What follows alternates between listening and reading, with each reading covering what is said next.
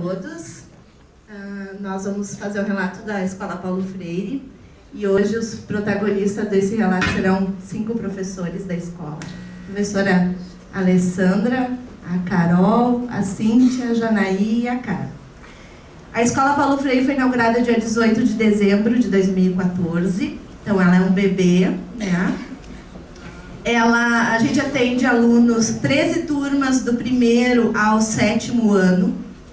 Início do ano nós começamos com a educação integral, de tempo integral, para todos os alunos. Aí final de março nós tivemos que fazer uma reestruturação, né? Nós estávamos com alguns problemas de quadro de professores, e aí nós reduzimos para o tempo do 6º e do 7º para parcial. E agora, felizmente, nós estamos com o quadro completo, nós estamos retornando, então, para um tempo integral de todos os nossos alunos. Então, vou passar para as meninas.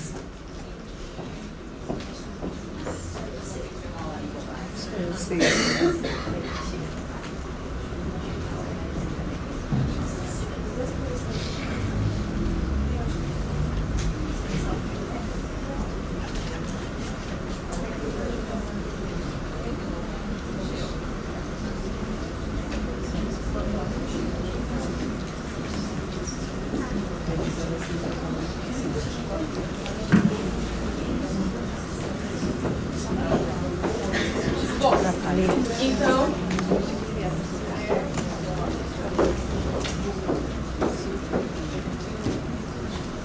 vou usar o microfone.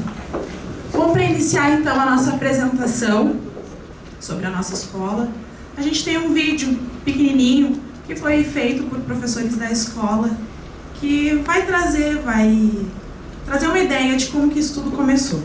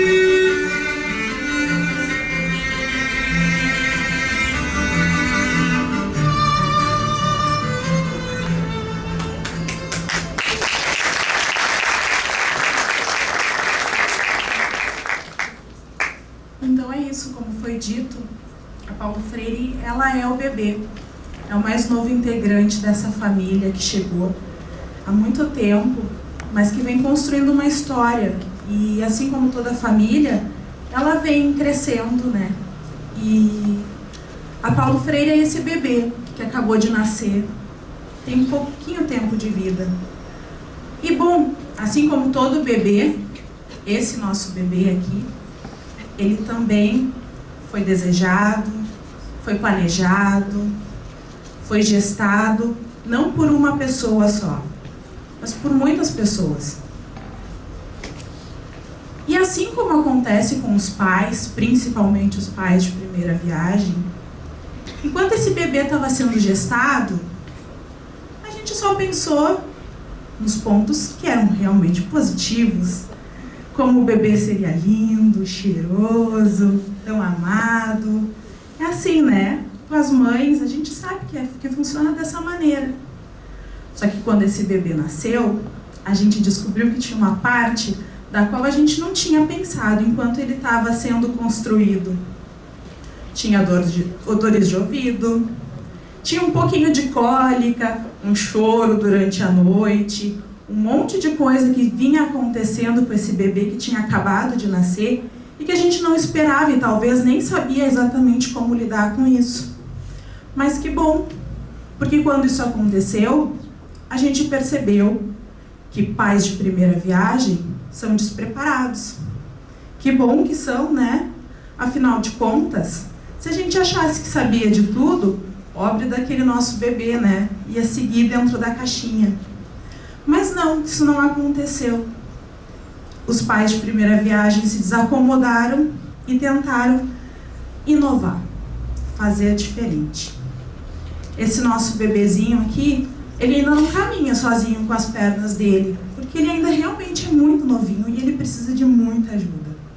Mas ele já está engatinhando e já está indo longe, mesmo nessa forma inicial de caminhada.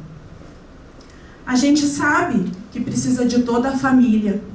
E aí não importa se tu deseja ser a mãe, o pai, o vô, o primo, a madrinha. Não importa que posição tu quer ocupar dentro dessa família. O que precisa saber é que quando tu está dentro da família, tu é responsável por esse bebê também. Tu vai ter que ajudar a fazer com que ele se desenvolva, aprenda e constitua-se como um indivíduo dentro daquela família, mesmo que esteja dentro das suas características de família, ele ainda é único. Bom, e assim como a família tem sonhos para a família, tem sonhos para um indivíduo. E por falar em sonhos, a gente trouxe também uma partezinha do que já aconteceu lá na escola, que fala muito de sonho.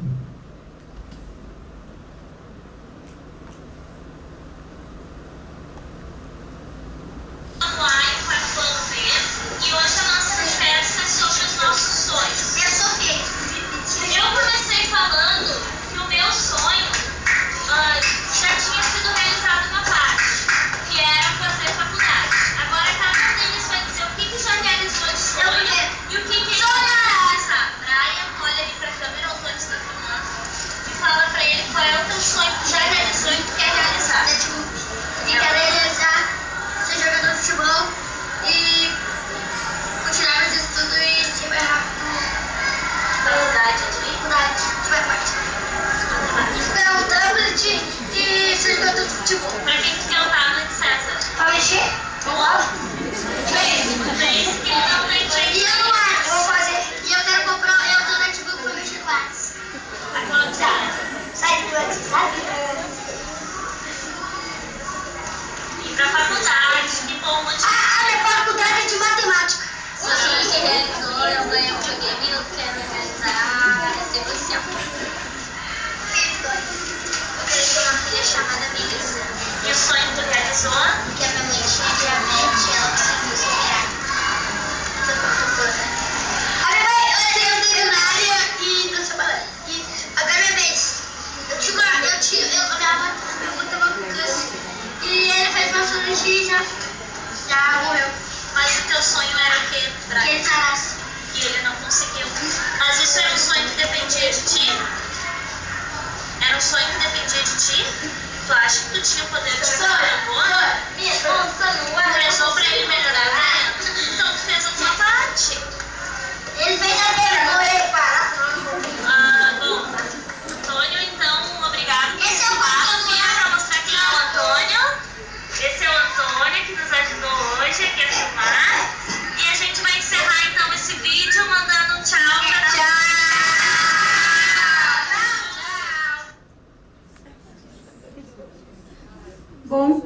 dentro de um sonho, outros apareceram, né?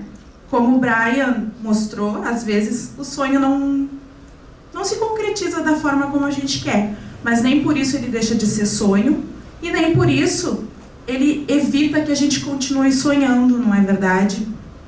Então a gente deixou essa colocação de Paulo Freire, que é exatamente a pessoa que está presente lá na nossa escola e que diz assim: ai de nós, educadores, se deixarmos de sonhar sonhos possíveis.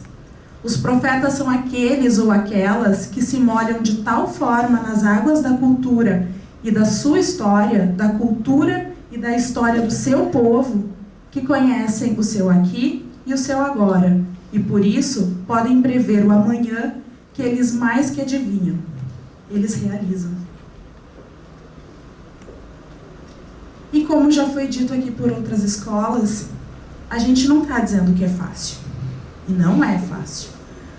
Acredito que nenhum dia, até hoje, foi fácil. Mas houveram dias muito felizes, com certeza. Mas a gente não está dizendo que é fácil, porque a gente está dizendo que dentro desse desafio existe possibilidade. É possível.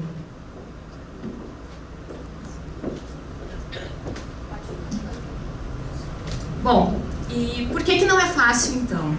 Né? A escola vai iniciar, né? Começou então as atividades esse ano, e a gente, como professores, a gente queria sim fazer diferente, né? A gente queria sair daquela escola quadradinha que a gente estava e ter a possibilidade de fazer diferente. Mas a gente precisava conhecer a comunidade que a gente ia. Nunca a gente ia conseguir propor alguma coisa que realmente valorizasse nossos alunos, né, e fizesse algum sentido para eles se a gente não conhecesse.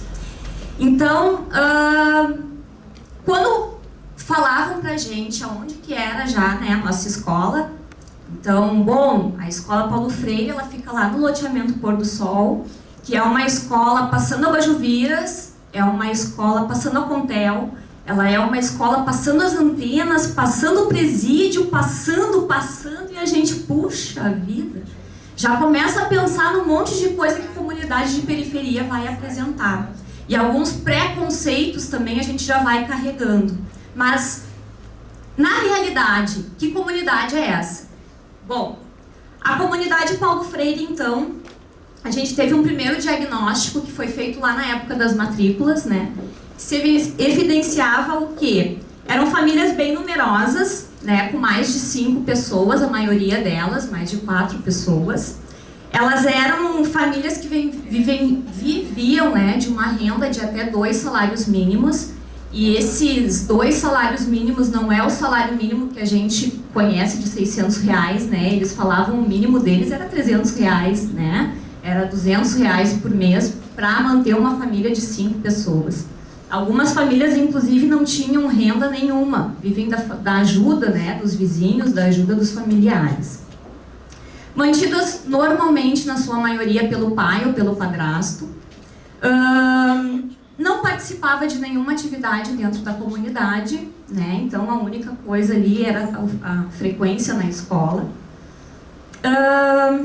Vários deles, assim, metade, né, eles eram da religião evangélica.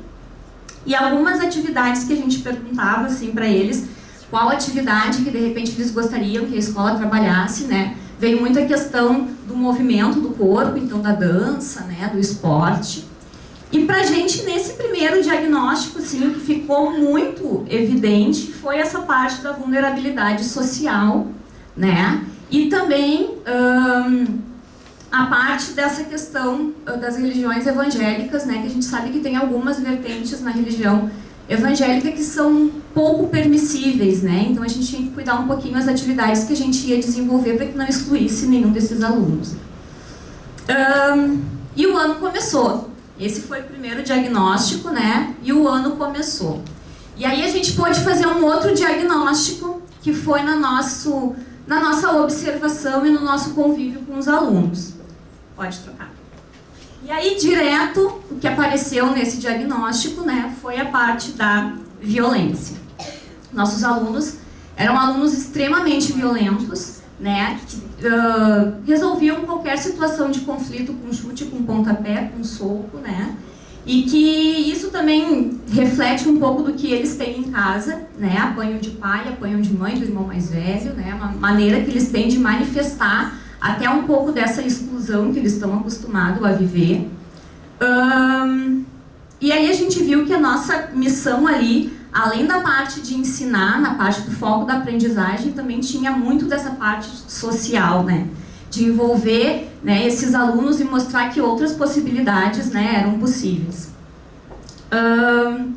Falando mais da parte da aprendizagem realmente, né, a gente constatou então uma grande distorção em idade série a partir do 3º ano, muito evidente em turmas de 4º e 5º ano, onde a gente tem alunos de 14, 15 anos, mais ou menos, né, participando dessas turmas. Isso se dá, né, pelo número muito elevado assim, de reprovações e também da evasão escolar. Lá naquela primeira pesquisa, né, os pais falavam muito disso, que os alunos não permaneciam nas escolas, que eles fugiam, né. Então, nossa preocupação de também conseguir manter esse aluno na escola. Além disso, né, uma defasagem bem significativa na parte da alfabetização. Os alunos, eles chegavam assim, mal sabendo escrever, e eu estou falando isso a nível de 4º ano, né, alguns não reconheciam letra e número, né, então foi uma realidade que a gente também teve que se adequar a isso. Também muito essa defasagem por causa dos problemas de fala, eles apresentavam alguns problemas, apresentam ainda, né, alguns problemas de fala. Uma defasagem também na área lógico-matemática, né, mal conseguindo assim, realizar as 4 operações a nível de 5º ano, isso, né, contas básicas, né, de adição e subtração, eles tinham muita dificuldade com isso. E dessa forma, não tem, né, como eles terem uma autoestima elevada. A autoestima era baixíssima. Então, o que a gente chegava e encontrava em sala de aula é: eu não sei, eu não consigo, eu não vou fazer. Então, também o nosso trabalho, né, de além de trabalhar bastante essa coisa de social, a gente tinha que estar sempre ali na parte de incentivo. Frente a tudo isso, e aí não foi fácil, né? O que nos deu vontade, inclusive? Primeiro de sair correndo, né? Daí depois de sair correndo, nos deu a vontade, sim, de conhecer um pouco mais essas famílias, né? De saber como é que realmente viviam esses alunos. E aí foi proposto para a direção da escola que a gente realizasse uma pesquisa socioantropológica, os professores indo nas casas dos alunos e fazendo essas visitas. Então, assim foi feito. A gente organizou em 2 sextas-feiras, né, no horário da reunião pedagógica, e um sábado de trabalho, aonde a gente foi fazer essas entrevistas, essas visitas. Foi mandado bilhete para as famílias, onde as famílias, né, marcaram ali qual seria o melhor dia para essa visita e também, se não queriam, né, a visita dos professores, ninguém foi obrigado a nos receber. E a gente saiu para conhecê-los, assim. E foi uma experiência surpreendente, né? Primeiro, assim, porque os alunos participaram, eles que nos levavam nos endereços, porque era difícil, né, de encontrar os endereços. Aquele monte de professor saindo na rua, assim, na vila, e os alunos alucinados, né? Aquela coisa, assim, de gostar de estar vendo que a gente está participando daquilo que eles vivem, né?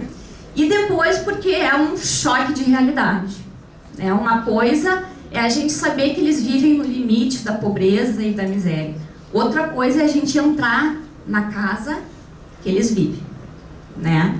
E aí a gente chegou em casas que era uma peça, que morava a mãe, 3 filhos, e aí tinha o espacinho ali da cozinha, e tinha uma cama de casal, e um roupeiro, e uma televisão.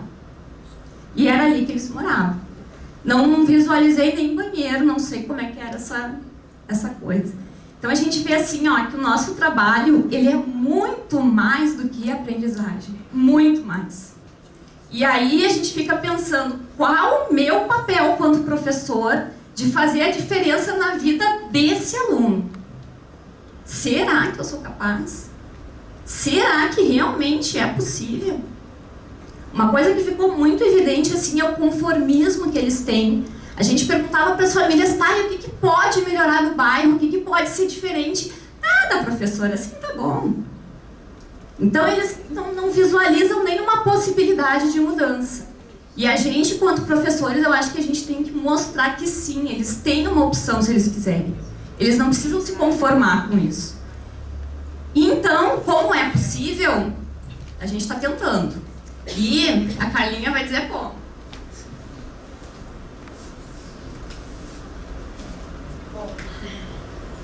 Como é possível, então, né? Através de uma organização curricular dinâmica e reflexiva, né?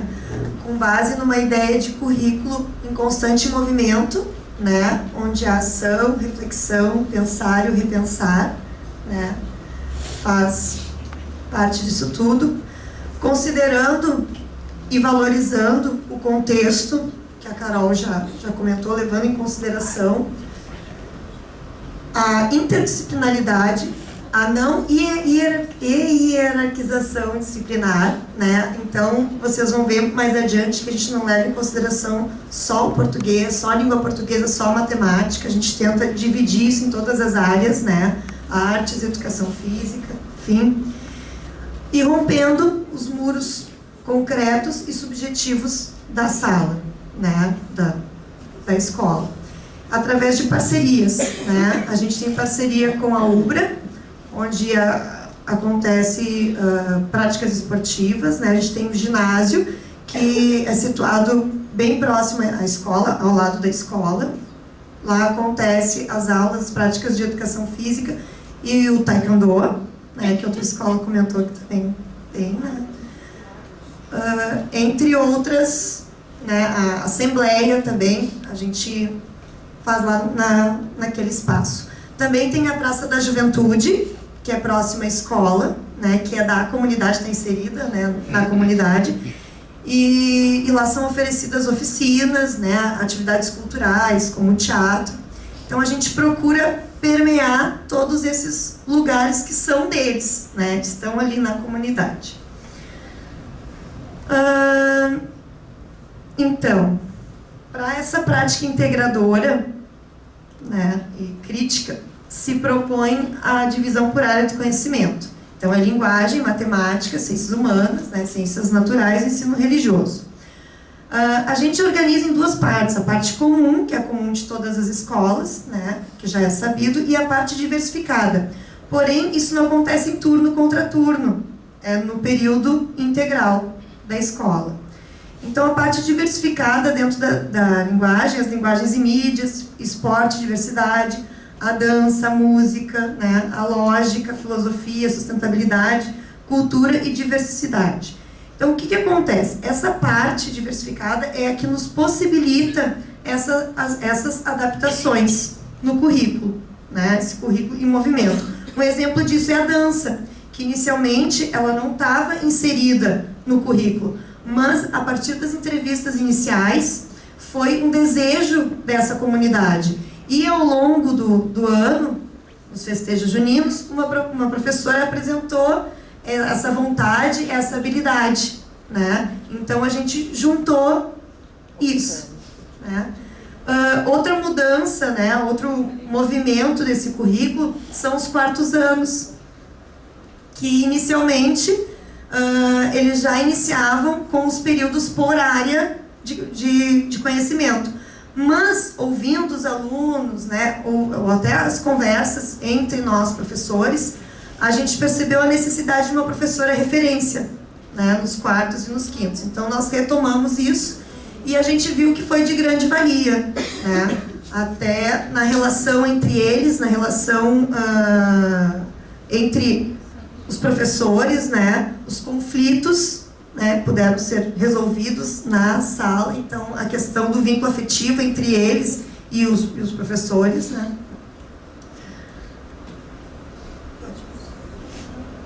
Então, a organização dos horários, né. No início da manhã, entre as 8 e as 8h30, a gente tem a parte do planejamento, que a gente organiza salas, a gente recebe pais, aproveita esse período, né, para atender os pais. A organização das salas. Nós temos os períodos de 1h20. Então, tem a recepção deles, né, nosso planejamento, os períodos de 1h20, os recreios são de 20 minutos, tem a hora da convivência, que uma colega vai explicar melhor como isso está se dando, que somos nós mesmos que nos organizamos nesse sentido. E das 16 às 17 horas, a gente tem as reuniões sistemáticas, que a gente se encontra por área de conhecimento, por projetos, e é o momento que a gente para construir os documentos da escola, como os pareceres descritivos, os planos de estudo, que é coletivo. Esses são os horários de segunda a quinta. Na sexta-feira é um pouco diferente. Os alunos, ao invés de sair às 16, saem às 15. Então, de manhã é os 2 períodos de 1h20, tem a hora da convivência. E nós temos o momento VIP, que é o momento de vivência, integração e pesquisa. Mais tarde a colega vai explicar melhor como funciona.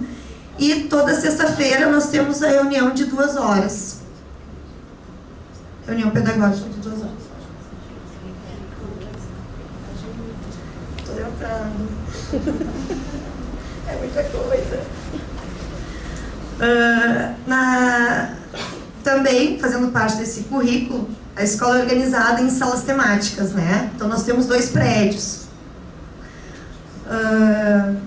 Os alunos passam por todas essas salas, né? De 1º ao 7º ano. Né? E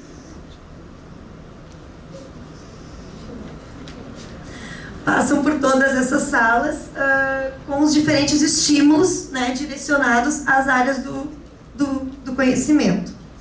No início do ano, a sala que está ali destinada à linguagem do 4º ano ia ser o laboratório de informática, né? Mas como a gente não conseguiu se organizar ainda, estamos esperando, né, os computadores, a internet, não chegou lá ainda. Aí nós adaptamos a linguagem do 4º ano com a professora referência. E a linguagem do 5º ano era para ser a sala de linguagens de língua portuguesa e língua inglesa. E a gente priorizou esse contato com as turmas, né?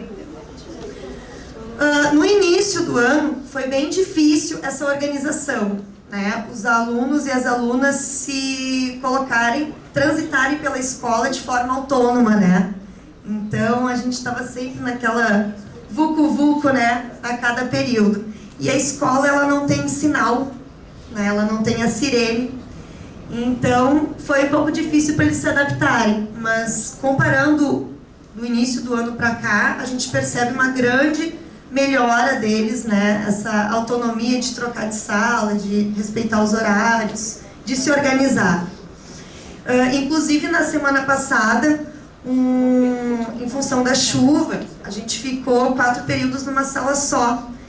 E um aluno comentou assim, professora, vamos mudar um pouquinho de sala, né? Eu estou cansada de ficar aqui, né? Então, a importância dessa educação integral, que são, né, 8 horas na escola, a importância dessa transição de um espaço para o outro e de proporcionar isso a eles, né? Esses diferentes estímulos que as salas temáticas nos possibilitam. Complementando ainda a questão das salas temáticas, uma coisa que a gente acredita, né, eu acho que toda escola de educação integral deve pensar parecido nesse sentido, é que no mundo contemporâneo, onde as coisas estão cada vez mais simultâneas, rápidas, né, e onde há interação de várias formas, não há mais possibilidade, principalmente numa escola de turno integral, desses alunos permanecerem numa sala apenas, né? Nessas da Escola Paulo Freire, acredito que nas de vocês também, aconteça cada professor, né, que trabalhe, eu trabalho em várias salas aqui, todos os professores, ninguém tem uma sala só sua, né? Eu, por exemplo, sou de artes, trabalho em 2 salas, às vezes até em outros lugares da escola também. E lá a gente tem liberdade para trabalhar onde a gente quiser. E o professor tem todos à sua disposição, todos os seus materiais, todos os recursos que vão fazer com que aquele aluno ali se sensibilize mais pelo aquele aprendizado. Então tu leva todos os materiais, todas aquelas quinquilharias e não quinquilharias que tu guarda, que tu pensa, um dia eu vou usar isso aqui com os alunos. Lá naquela sala, então, tu tem específico, né? E essa troca de sala para eles está sendo muito positiva. O que no início era mais tumultuado, agora já se tornou assim uma coisa mais tranquila. Não está totalmente tranquilo, acho que não sei se um dia chegaremos assim na tranquilidade total. Mas já caminhamos bastante em 4 meses. Tá, rapidinho. Então, isso tudo é possível através de uma formação continuada, né, baseada no diálogo, né, entre educadores, educandos, o conhecimento, a valorização dos saberes e a construção desses saberes de forma coletiva, né, construindo e reconstruindo, pensando e repensando, né, de uma forma ativa de toda a comunidade escolar. Passando para a VIP agora, então. Bom, a VIP é a grande coqueluche da Escola Paulo Freire. Surgiu de um movimento praticamente desbravador, né? Professor de escola integral é um desbravador. Se tem um adjetivo, eu acho que combina com todos nós, é esse. O VIP, como a própria sigla já diz, aliás, a criadora da sigla VIP está aqui no palco. Há muitas reuniões para ter uma palavra que simbolizasse a quantidade de ideias que estão inseridas nesse momento, então, que é vivência, integração e pesquisa. Nos 2 primeiros meses de aula, isso acontece todas as sextas-feiras, da 1 às 3 da tarde. No início do ano tinha o nome de Seminário Integrador, mas a gente achava que esse nome não combinava, né, com a proposta. Os alunos se inscrevem, né, nesses projetos que foram criados a partir dos primeiros 2 meses de trabalho da escola. Os primeiros 2 meses a gente observou muito, né, começou a perceber essas necessidades, e então os primeiros seminários, que era mais de construção de valores, de tentar buscar uma escola melhor, de ouvi-los muito, construir coisas que depois foram compartilhadas em reuniões. 2 meses depois, então, se juntou os conteúdos que a gente acreditava que seriam importantes para eles, como, então, um momento de pesquisa. E acho realmente que esse nome, Vivência, Integração e Pesquisa, simboliza muito bem a ideia do que é esse momento da 1 às 3, toda sexta-feira. Então, se construiu alguns projetos, né? O de cinema, onde os alunos...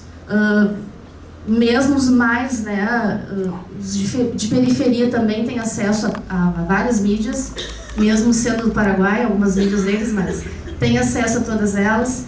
E a gente trabalha com toda a fundamentação da linguagem visual, através da fotografia, e eles fazem enquadramento até com papel e folha ofício na rua, não necessariamente necessita, né, ter um celular para isso. Vou indo adiante. Cultura indígena, que veio de um momento de convivência, onde foi feito pulseirinhas no momento lá, e fez muito sucesso, a gurizada gostou muito. Então nasceu o projeto de cultura indígena, onde eles trabalham com danças, rituais e o artesanato indígena também, de uma maneira geral. O hip hop é trabalhado não só como dança, mas como um movimento sociocultural, né, onde envolve bastante pesquisa também. As experiências, né, que eu acho que o foco da experiência, até conversando com as pessoas responsáveis, é a questão do lúdico, onde eles trabalham com materiais do dia a dia, testam métodos, hipóteses, né, e constroem, então, inclusive foguetes. E a horta, né, que eu acho que em termos de estesia e sensibilidade, caminha meio junto com a arte ali, porque tem toda a questão do tempo de plantar, né, até lembrando do Eclesiastes, tempo de plantar, tempo de colher. Então, eles têm toda essa questão, né, de vida envolvida ali. Além desse momento, que é um outro momento tão importante quanto, são as assembleias, que o Joana Virt tem as rodas de conversação, que é uma semelhante, a gente está caminhando ainda nesse processo.